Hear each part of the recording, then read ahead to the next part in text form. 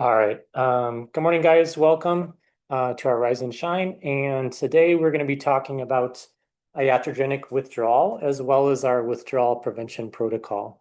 So this is a protocol that we have been using here for some years now, and we borrowed from my training institution in Los Angeles, and it's also been adopted in other centers elsewhere. So I thought it'd be good to just take a moment to review the fundamentals of um, the neurosedatives that we use and withdrawal syndrome that can occur and how to prevent and treat that. So this is just our brief outline. Kind of the view from 30,000 feet, withdrawal is a very common problem in the PICU. Some sources will say that up to 40% of PICU patients will have withdrawal syndrome from the medications used in their care. And the medications they were talking about are those that are really needed for sedation and analgesia. So like in some circles, they call this analgo sedation, like analgesia and sedation kind of smashed into one word. And as you know, the reasons we need these medications are to take care of critically ill patients because they often have invasive tubes and lines. And so we want to make sure that children are not harming or removing those tubes or lines. But then for the child themselves, we also want to make sure that their pain and their anxiety is treated because it's very psychologically distressing sometimes to be in the ICU. And so if we can help with that in any way, it's our duty to do so. And then finally, for the disease process itself. So when children come to the PICU, they often have a disease process that can be partially ameliorated by some form of sedation and analgesia. Like, for example, when a child presents with septic shock or they have low cardiac output syndrome after a cardiac surgery, we want to do anything that we can to improve the matching between the amount of oxygen that their organs are getting and the amount of oxygen that their organs are extracting. We talk about this all the time, the matching between delivery and extraction of oxygen. And so if we can decrease the amount of oxygen that the patient requires by, reducing agitation, reducing pain, reducing movement, and doing all of those things together, then we can kind of tilt the balance in our favor and help these patients have a smoother recovery and help them with their disease process. So patients that typically require some sort of protocol are those patients that are at risk for withdrawal or those that are on higher doses of these analgesic sedation medications and those that have a longer duration of these infusions. So typically the cut point is about 5 days where we start to see the emergence of withdrawal, as you guys may have seen. Um, and so we know that patients that are on long infusions of these medications and those patients that experience some of the sequelae of those medications have longer hospital stays. And so just to name a few organ systems that are involved, they can have prolonged hospital stays because of many reasons, but some of those are because we have trouble advancing their feeds, right? They can have an ileus acutely or more chronically if they're on a lot of opioids. We know that opioids are notorious for causing slow GI motility. And so trying to get off those medications in a reasonable fashion is one way to deal with that. These patients, if they're not moving or if they're on prolonged infusions of sedatives, they can become deconditioned, right? Their muscles become atrophied and their weakness prohibits them to getting out of the ICU and getting home.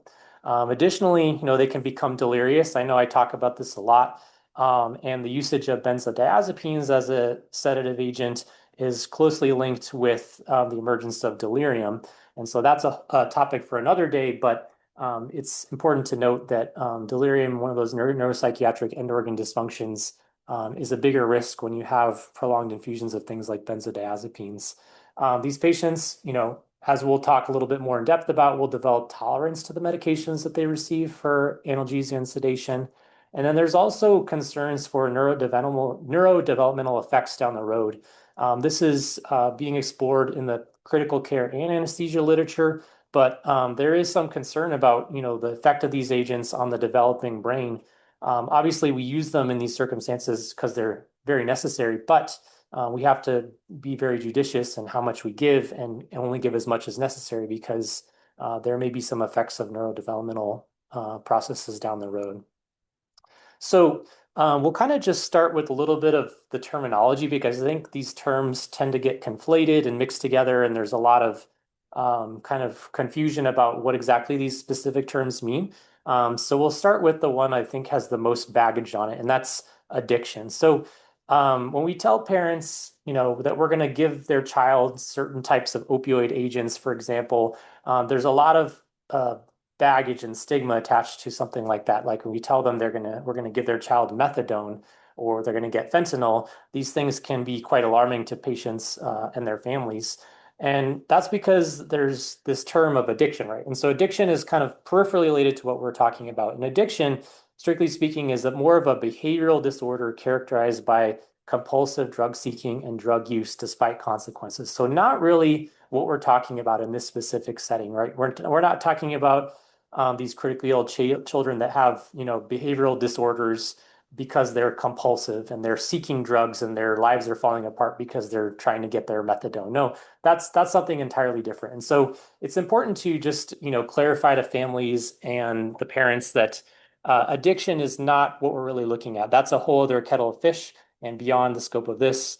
That's more in the realm of, older teens and adults. But addiction is not really what we're talking about. We're talking about these processes and how to get children off these medications. So that's the first thing to clarify. Um, then when we're talking about long-term infusions of these medications and diminishing effect of these medications, there's another term that comes up, which is tachyphylaxis. So this one is not as commonly heard, but tachyphylaxis may come up occasionally. So basically, it's this process where we rapidly deplete some of the neurotransmitters that are used by these medications, or the receptors of the medications, they get desensitized immediately. So that's a process where you give a drug and it seems to work initially, but then within a relatively short time period, we're talking like hours or less than days, really, the drug doesn't seem to be as effective. And so it's this rapid process. And that is often confused with something else, which comes up a lot, which is called tolerance, right? So tolerance is a more gradual process where the body requires increasingly higher doses of these analgesia and sedation medications to achieve the same therapeutic effect. So this is a more gradual process. And so we'll just do a little jump out and talk about these kind of side by side. Again, like tachyphylaxis is typically thought of as a rapid process. And one way to tease out, the two processes going on, tachyphylaxis, I already said, is rapid. Tolerance is a more gradual process, which happens over days to weeks, whereas tachyphylaxis is more hours to days. Additionally, you can maybe make the distinction because tachyphylaxis is not usually helped by escalating the dose. So if the patient has tolerance to, for example, morphine or an opioid, you can sometimes overcome that tolerance by giving a higher dose. And so that's another way to distinguish what's going on. Like I said, with tachyphylaxis, kind of you've depleted the internal neurotransmitters, and that's what I've kind of just taken a little small cartoon here of like, you see, for example, morphine binding to its mu opioid receptor here, and then kind of using this chain of neurotransmitters here. And so if it kind of depletes those neurotransmitters very quickly, then it just doesn't work. That's to be differentiated where with tolerance, where when you have tolerance to a medication, sometimes the body it sees more and more of this medication, and it either kind of upregulates the kind of the counter effect to that, and we'll talk about that a little bit more in depth, or it kind of makes itself less sensitive to this drug in general. So it can do things like internalizing the receptors to that medication, as you can see in this little cartoon here. And then I think the final distinguishing feature is that tachyphylaxis can often have a fast reset. So if you stop giving the medication and then you give a brief holiday and then you start again, then that medication can again become effective because these, like I said, these internal neurotransmitters may become replenished and the medication will work as intended. Whereas in tolerance, the body has undergone, significant changes to the neurotransmitter systems and the receptors. And so when the body is trying to get off that medication, it takes a while to reset and get back to a baseline. So it's more of a slow reset. So those are kind of the ways you can maybe distinguish between tachyphylaxis and tolerance, because these terms come up and they're often intermingled. Um, and we hit all those points. And then dependence is our next terminology piece that we need to talk about. So dependence is kind of the thing that follows from tolerance. So dependence is where this process where the withdrawal of the drug that the patient is getting will precipitate a withdrawal syndrome. And so what does that mean exactly? Well, withdrawal is kind of the key of the lecture here. So we'll dive into this one a little bit more. So withdrawal syndrome, most simply, is just a constellation of signs and symptoms that occur when a patient who is dependent on a drug, right? There's that word again, they're dependent on that drug. And that's a constellation of signs and symptoms that occur when that patient who is dependent on a drug is rapidly removed off that drug. So withdrawal symptoms are often easiest way to think about it is the effects are opposite of the drugs themselves. So for example, if morphine causes your pupils to be dilated and it makes you sleepy, then the withdrawal effects would be something like pinpoint pupils and more agitated and awake. So that's kind of the simplest way to think about it. Prevention of withdrawal syndrome is basically a process of gradual reduction of the substance that the patient has developed dependence upon to kind of limit these signs and symptoms. And so that's where we get into our withdrawal prevention protocol. Okay. So we'll just briefly talk about dependence kind of drug by drug. I know that's kind of where the key of this comes from. So when you have dependence, you're at risk for withdrawal. I think the last two pieces of terminology here are the key ones for the purposes of our lecture today. So we'll just talk about opioid dependence first. And so this is a larger version of that little cartoon I showed you earlier. So this is kind of looking at neurons, brain cells in your central nervous system and the effect that morphine has upon them. So morphine is this drug that binds to something called the mu opioid receptor. So it's just one of those opioid receptors. This mu1 is the one that has the neuropsychological effects that we're looking for, calm, calm, pain-free, and, sedated. So when a morphine molecule binds to the mu opioid receptor, it inhibits something called adenylyl cyclase, or AC, and that decreases the amount of something called cyclic AMP. So basically, this kind of chain leads to less norepinephrine. So I know we think of norepinephrine as kind of a vasoactive medication, but it also has a lot of function in the central nervous system as well. And so it kind of mediates arousal and pain response and things like that. So when you give morphine, it binds to this receptor and it kind of downregulates these two kind of intermediate steps and reduces the release of norepinephrine. Okay. And so when that happens over a long enough period of time, the body kind of tends to rebalance itself, right? It tries to bring its cyclic AMP levels kind of back to status quo. And so you'll see over time that the body will do things, kind of use other pathways to keep cyclic AMP kind of more regulated, more in the normal range. And then also norepinephrine will kind of rebound as well. So you'll start to see what we talked about as tolerance, right? So tolerance is where the medication, you need higher doses to achieve the same effect. And so if you develop this degree of tolerance, because the body's kind of rebalancing its internal neural pathways, when you remove the drug, when you remove morphine in this situation, you'll start to see that there's no longer this brake kind of stimulating the downregulation of adenylyl cyclase. And so cyclic AMP will start to rebound. And then follows from that, you'll have a rebound of norepinephrine. So in the central nervous system, the rebound of norepinephrine causes these withdrawal symptoms. It causes agitation, and it causes a lot of other autonomic symptoms we'll talk about in depth as well. Okay, so that's opioids.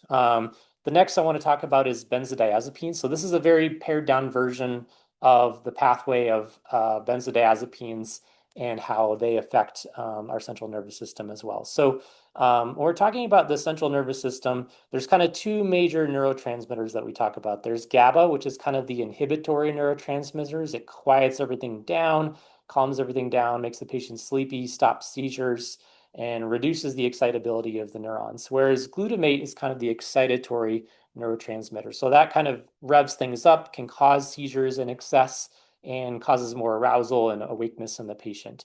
So typically, if the patient is kind of in a normal homeostasis, they'll have GABA and glutamate kind of balancing each other out. They're each binding to their respective receptors, and you kind of see this this teeter-totter right here is nicely balanced.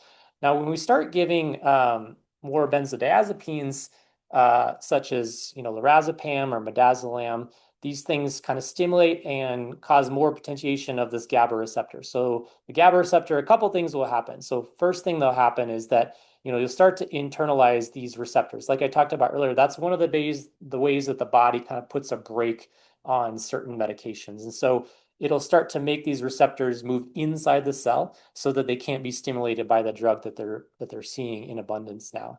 And then the other thing is that the glutamate will start to be upregulated to kind of counterbalance that sedation. So, the body's trying to balance sedation and arousal. And so if it sees too much GABA causing, sedation, then it will upregulate the amount of glutamate that's happening. And so you'll start to see that increased glutamate will happen. And so this teeter-totter is still balanced in this situation, even though this patient is now getting some chronic exposure to benzodiazepines, but it's maintaining a tenuous balance. And that is until you remove the benzodiazepines, right? So if we take away the benzodiazepines, like if you just stop some patients' midazolam infusion after they've been on it for a week, you still have these other things going on, right? You don't have enough benzoreceptors in general, and you also have an abundance of glutamate kind of in the central nervous system. So glutamate, that's the excitatory neurotransmitter. It's still kind of going full bore, and it didn't quite get the memo yet that there's not a lot of GABA that needs counterbalancing. So your teeter-totter gets out of balance, and what happens? You have the opposite effect of those benzo medications, right? So you can have seizures, you can have agitation, you can have excitability, and it's very uncomfortable for the patient and even potentially dangerous. Okay, so those are our two first neurosedatives that we use. And then the final one that's very commonly used and popular is dexmedetomidine, right? So dexmedetomidine is also affects upon the central nervous system, and it's something called an alpha-2 agonist, right? So alpha-2 agonist, that's another one of those adrenergic receptors.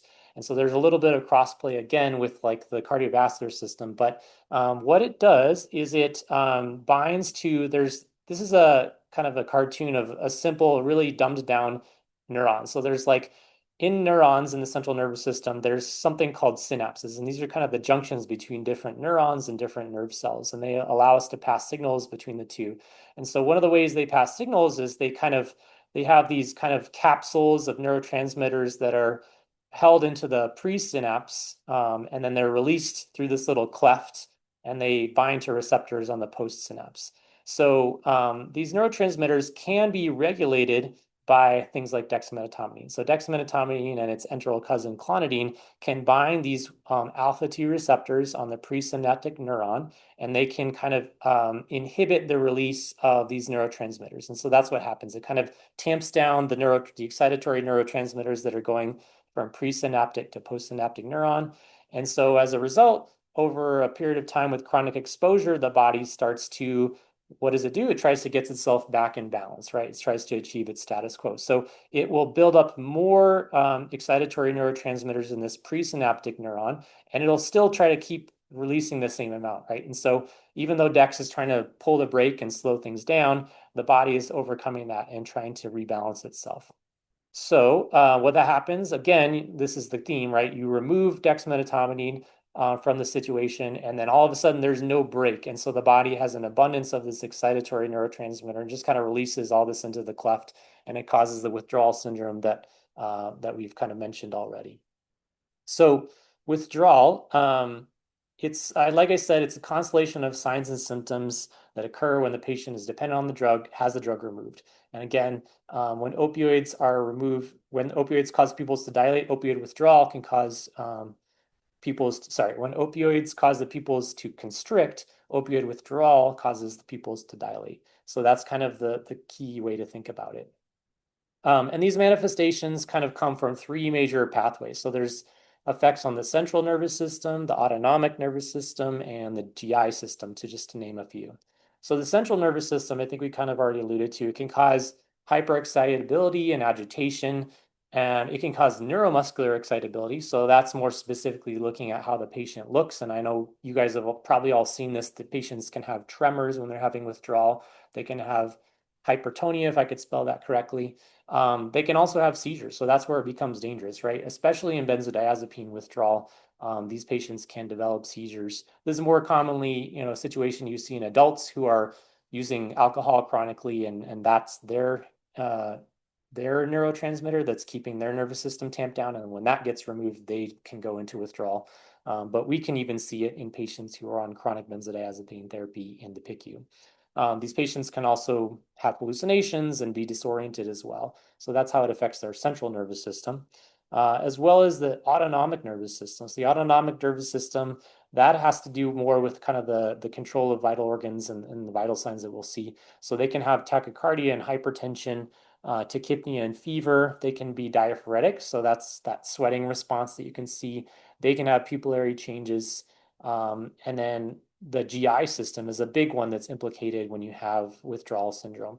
And so these patients will have vomiting or feeding intolerance. They can have diarrhea or loose stools, and they can have a lot of cramping, just because this is a rebound from the effects of these medications that they've been getting chronically at this point. So those of you that are astute probably notice that these are, really common symptoms in the ICU, I would say, signs and symptoms. And so a lot of patients will experience these things. And this is kind of, I think, where we can get into trouble, right? So we often see a patient who's agitated, and I think the classic example is a baby who's just kind of going crazy. Like we may come to kind of a premature closure and think we know what's wrong with that baby when there could be either something different going on, or there could be a mixture of things going on. So this is a crazy little Venn diagram, which basically kind of illustrates this principle is that, today we're talking about iatrogenic withdrawal syndrome, but it really does overlap with a lot of other phenomenons, kind of neuropsychiatric conditions that we see a lot in the PICU, right? So these patients can also be experiencing pain. Even if they're withdrawing, they can still be experiencing pain. If they are, delirious, that can also be confused with withdrawal syndrome, right? And you can see how some of these symptoms overlap. There are some that are specific, like in particular, the GI symptoms and the sweating and the fever are a little more specific for withdrawal, but things like grimacing can kind of overlap with pain, right? And then the vital sign changes and the neuromuscular changes can overlap with pain. Certainly, the kind of mood and state changes like agitation, being inconsolable, insomnia, those things overlap with both delirium and pain. And then, all these things are really difficult to tease out from each other. And so that's why it's really important to think about this like in an organized way and know like what your patient is at risk for and know what's most likely, and then know what the right tool is to kind of tease out what's going on with your patient and how can we best help them. So this is kind of our differential diagnosis. We talk about pain, anxiety, delirium, and withdrawal. And just kind of briefly, pain, I think you guys are well familiar, but pain is kind of uh, really signaled by grimacing, dilated pupils, restlessness, tachycardia, and hypertension. And I think that the context is really helpful for teasing out if this is pain or not. So if they had a painful procedure or they're having a painful procedure, if they're post-op, if their breathing tube is hurting them, that can even be a source of pain. Another thing that's really key, and I think this theme holds, is that what happens when you give them a rescue medication? So do they get better with opioids? That's a really good clue that this is pain, right? Because if the patient is delirious or if they're anxious, giving them an opioid might snow them temporarily, but it won't necessarily be the solve for what's ailing them, right? So I think knowing, how they respond to certain medications is kind of the key thing here. We use different scoring tools for pain in different centers. There's all these scores that we won't dive deep on. And these are the medications, the interventions we can use for pain, as you guys are probably well familiar with. Opioids are kind of first and foremost in frontline in severe pain. Now, to be distinguished from anxiety, again, I think there's some of these signs and symptoms are overlapping. They can be anxious, hyper aroused. They can also have tachycardia and hypertension. Um, but it's not necessarily with a kind of clear source, right? So if the patient doesn't have like a source for pain, maybe anxiety is more to the top of your list. Particularly if that's a child who's, of an age where they're more likely to be prone to anxiety if they have stranger danger, or if they're in a stressful situation without sufficient family presence, or, there's a lot of scary procedures going on, there's strange environment. Those can all tip you off to more if this is an anxiety phenomenon rather than a pain phenomenon. So again, one of the best things we can do is figure out if this patient improves with the proper medication. So if they get a benzodiazepine, does that really calm them down more than anything else? Because again, an opioid may snow them and may make their anxiety somewhat better, but really the salve for this is going to be giving them a benzodiazepine, in addition to environmental measures, which is a great first line thing. Delirium, again, is a talk in itself. But it's more of a kind of a neuropsychiatric phenomenon, altered attention, executive dysfunction, and it can take many forms. And that's the tricky part about a delirium. We know that it waxes and it wanes. It can either be hyperactive or hypoactive. And so either that patient can be zoning out and dissociating and staring at the ceiling, or they can be like losing their marbles and screaming and crying. Um, and the context again is super important for helping determine if this is a patient at risk for delirium. And again, like if they have exposure to deliriogenic medications like benzos or antihistamines, if they're critically ill, they have a lot of invasive tubes or lines, and they have disrupted sleep. These are all risk factors for becoming delirious. So that's the key. As far as, doing a test of cure and seeing if they get better with certain medications, that's not as clear cut. A lot of the best measures we have for treating delirium are kind of removing the offending agents, right? Treating their underlying illness, trying to remove invasive tubes and lines that they don't need, and and then getting them better and basically letting their brain dysfunction come back to normal. Now, there are medications that we use for treatment of delirium off-label, such as atypical antipsychotics, but these again are more in the sedative class. And while they will calm a patient down, they're not like per se treating the delirium, they're treating the agitation that is a sign of the delirium. So this one's a little bit trickier to tease out, but more seasoned people, I think, are really good at teasing this out. And of course, we have validated scores. PCAM is mentioned here, but as you know, we use the Cornell assessment or the CAPD to score our patients for delirium. And a lot of delirium, again, is removing the offending agents, normalizing the patient's environment, and then after that, leaning on those atypical antipsychotics.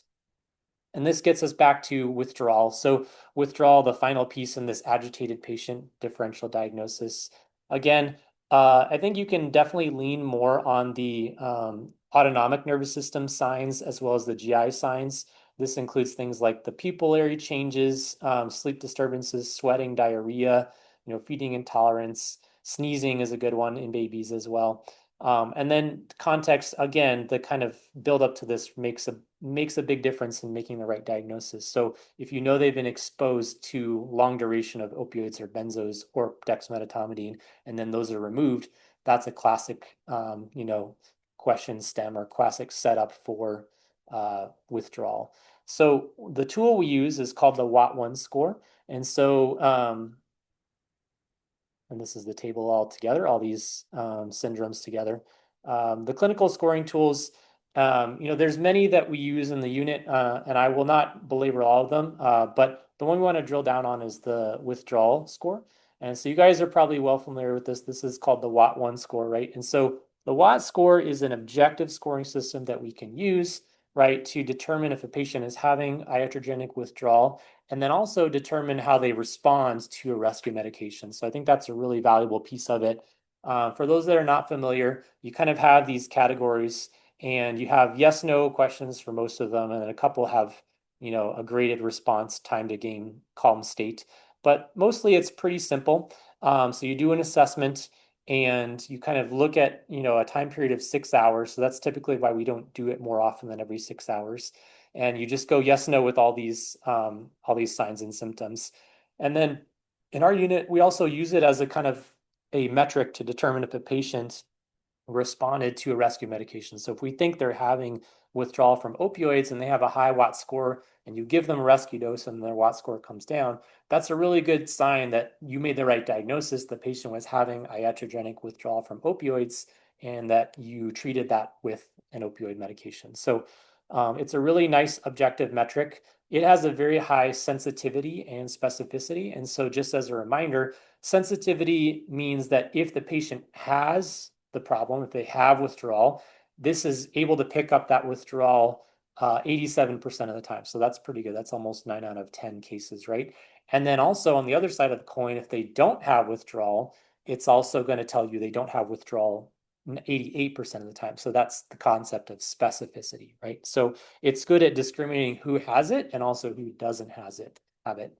So that's a valuable tool and very accurate for our purposes. So we're talking about withdrawal prevention. I think the goal is to manage our expectations appropriately, right? So we know that we've talked about the concept of how these receptors and the neurotransmitter processes change over chronic exposure to opioids, benzos, and dexmedetomidine. And so we have to kind of help the patient gradually reset their receptors and their neurotransmitters. And the way we do that is just kind of a slow decrease of these dependent medication so we can limit the rebound side effects, okay? And so the way I think about it is like using a ladder to come off the roof, right? Like if you want to get off your roof, you can either jump off the roof and maybe break your leg, or you can use a ladder and go one step at a time, right? Like you're still going down regardless. And these patients are probably going to still have some small element of withdrawal, but if we can kind of attenuate it and make it tolerable by the patient, then that's really the goal. The goal is not the absence of withdrawal syndromes. It's just to like limit it and mitigate it and kind of make it tolerable. And so the ways we do that, one of the things we do is we use longer half-life medications. These are really good for a couple reasons. So they have a nice steady state is one of the things that's worth mentioning. So, as we use infusions, those medications often have really short half-lives, and that's because it's an infusion, right? We're giving it continuously. We want to be able to turn it up and turn it down quickly if we need to.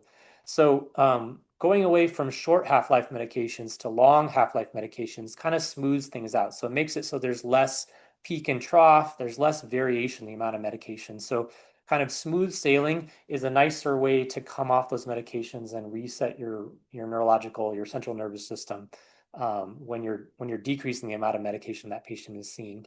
And then the other thing is that these longer half-life medications, they're less likely to precipitate tolerance. And so really, really short half-life medications are more powerful in stimulating those receptors, and so they can precipitate tolerance a lot more quickly. We see this notoriously in like really, really short half-life drugs, like remifentanil. I know that was in vogue for a while in our unit, and it really was found to precipitate high levels of opioid tolerance in our patients. So we want to move away from that and get to the really long half-life medications, which don't precipitate nearly as much tolerance. Things like methadone, right? That has a very long half-life and it is more smooth and steady and doesn't upregulate the receptors and helps you come down rather than ramping things up. Additionally, when we're going on to our withdrawal prevention protocol, we're usually moving to an enteral medication. So that helps us kind of de-escalate the patient and get them off IV medication so they can get their central lines out and get closer to getting discharged home. So when we're starting on the withdrawal prevention protocol, there's a couple of things we have to look at in order to make this transition from an infusion of either an opioid or a benzodiazepine or dexmedetomidine to kind of the weaning agent, and usually that's an enteral agent. So the questions they ask is how tall of a ladder do we need? Well, the question that follows from that is how high is the roof, right? So we're making a transition from infusion to enteral agents, and so we kind of have to make an exchange, right? And so if you guys know The Office, like what is a Stanley nickel to a shrewd buck? That's kind of the way I think about it. So this is a sample chart of one of our withdrawal prevention protocol, and it looks at our most commonly used infusion of opioids, which is fentanyl, right? And then it has a equivocal dose of methadone and morphine. And so this is kind of adopted from the previous institution we borrowed this protocol from. And so it is a nice way to kind of take an educated guess at how much replacement opioid this patient will need when they're coming off their continuous infusion of fentanyl. And so you'll see we've even adapted this further since this table was created. We now have a conversion table for 0.5 fentanyl equivalents, but this one starts at 1 mic per kilo per hour, which is a commonly used dose, and gets up to hopefully not a commonly used dose of 4 mics per kilo per hour. And so it will tell you how much enteral methadone this patient will need. And then also, if they're not able to tolerate enteral medications, how much IV morphine the patient can get to kind of equivocate how much they're getting in the form of fentanyl. So this is making this conversion from Stanley nickels to shrewd bucks, right? It gives us an educated guess as to how much opioid this patient needs. And then also gives us a guess about a rescue dose for that patient. And so if the patient is having a hard time with their withdrawal, this can help smooth things out. And we'll talk about that a little more in depth. So here's what that looks like. If you're starting on a fentanyl of 1 or 2 or 3, that's kind of dictate the dose, and it also dictates the duration of the wean. Okay. And so I think the way I think about this is you kind of want to have the same angle. You want to have the same slope of this kind of like nice little triangle coming down from your opioid that's bathing this patient's neurons. You want to get that down to zero, right? But you have to do it at a reasonable pace. You don't want to, again, you don't want to just jump off the ladder from the roof onto the ground. And so you kind of have to keep this angle the same. And so if you start at a higher point, it's just going to take longer to get down to zero. And so that's the easiest way to think about this. Another way I like to think about this is landing an airplane, right? So if you're landing an airplane and you either come in too hot, you come in at too sharp of an angle, you're going to crash into the ground. So if you try to come off those opioids, for example, too quickly, the patient is going to have withdrawal and you're going to crash and go down in flames. But on the other side of the coin, if you take way too long to come off those opioid medications, you start to have the side effects and the increased length of stay that we talked about.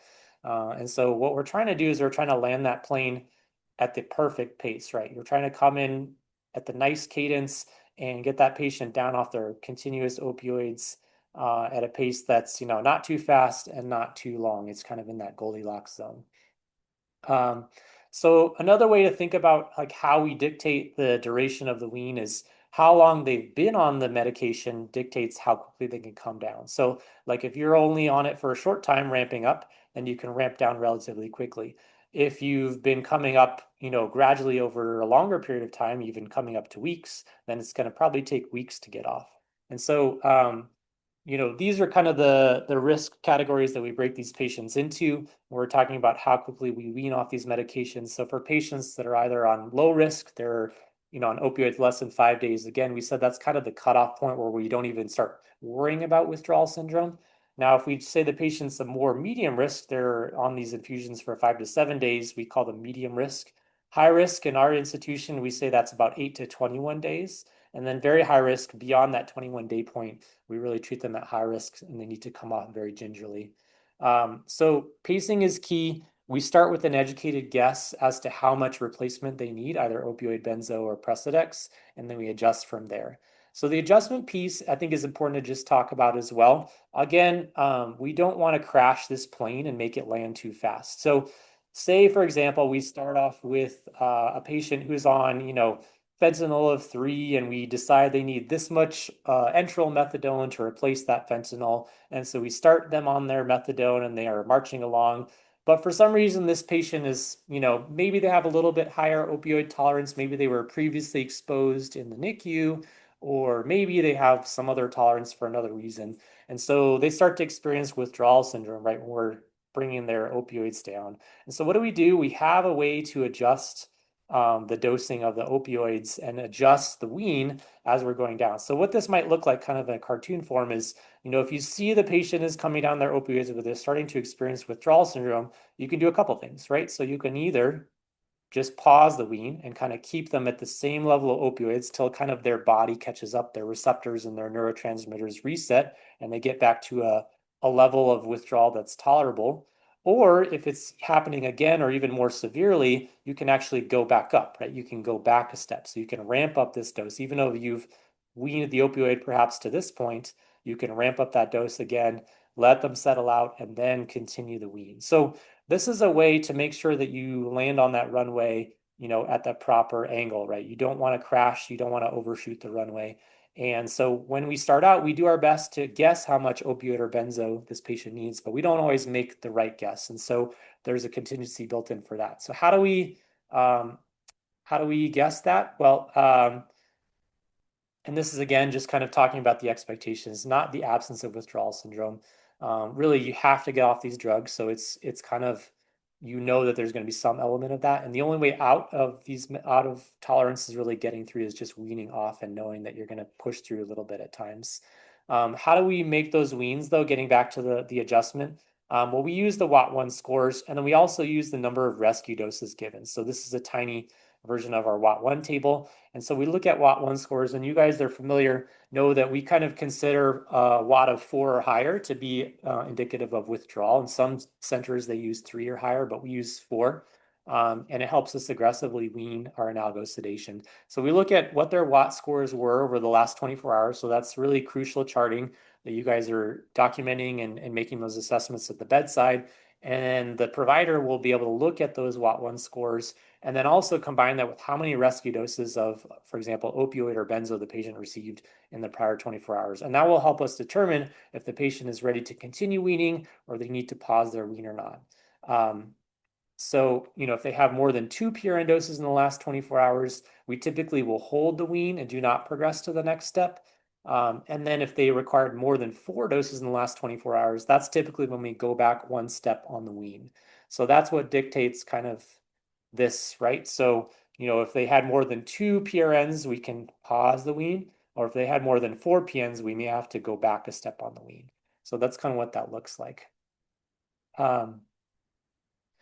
So I think that's the summary. You know, we often see these patients that are agitated. They have pain, they have anxiety, they have delirium, and they have withdrawal. And it's often really difficult to tease out, which problem our patients are dealing with. And often it's multiple, right? Often these things overlap, and these patients are having them all at the same time. So we have clinical scoring tools, we have our experience, and we kind of have the context, right? Putting everything in context is a really powerful tool. And then again, like we mentioned, using our drugs as kind of a test of cure. I think it's important that when we give a medication, like if you see a pain, you think they're in pain and you give them an opioid and they don't necessarily get a whole lot better, you kind of have to reevaluate your assumption. Like, was that patient not in pain? Are they actually delirious, or are they actually withdrawing from benzos? So I think it's really important to kind of think about this critically and don't just be an automaton. Like think about, what is the syndrome that the patient's presenting with? Like what specifically are their signs? Use your clinical scoring tools, whether that's pain scores, delirium scores, or in this case, withdrawal scores for the Watt 1 score. And then you give a drug when you're make your kind of differential diagnosis. And then if that's the right thing, great, the patient got better. If they didn't get better, then you kind of reevaluate where we're at. But it's really important because tolerance and withdrawal are part of critical care. We use these medications not because we want to, because we have to, right? They're life-saving in some cases. They specifically affect the disease process, like I mentioned at the outset, is that they decrease oxygen consumption, and they also eliminate pain and anxiety, which are, intolerable in long term. And really, we want to make these patients be able to tolerate their ICU course without too much trauma and distress.